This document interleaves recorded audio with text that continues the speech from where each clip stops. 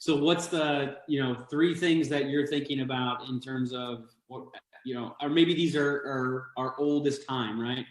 Three things to make sure you should have on lock as it pertains to assets, right? Best ways to diversify your income. Obviously, multiple revenue streams. You talked about that.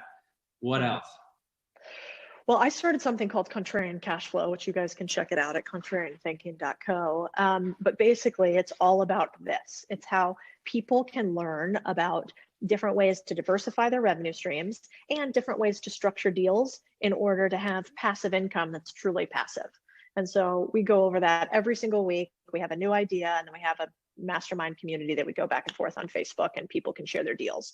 But what I would say first and foremost is, like, you got to go back to the basics. What's wild to me, and especially for Latinos, like most of us were never taught this. It was like, oh, like, mija, you have a job that's paying you this, like, that's amazing. Like, you just keep going, you show up at work, you do it forever, but in actuality, what we should be doing instead of that is going back to thinking about, like, I like to read first other people's lessons to apply them to mine. So I think you should go back and read Rich Dad, Poor Dad.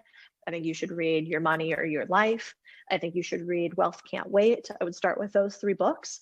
And in them, you'll see, how financing works. It starts with 1, knowledge. You understand how money works. 2, budgeting. You understand the money that comes in. How do you keep more of it, spend less of it? 3, now you have some investable assets. How do you invest money? Where does it go next? And that's when you start to think about, okay, do I want to invest in something like Rise for stock, for real estate? Do I want to invest in, stocks in the general market? Do I want to buy hard assets? And then you go to the last one, which is, now how do I make my money that I make money for me? And once you get to that one, then you get a little cycle going.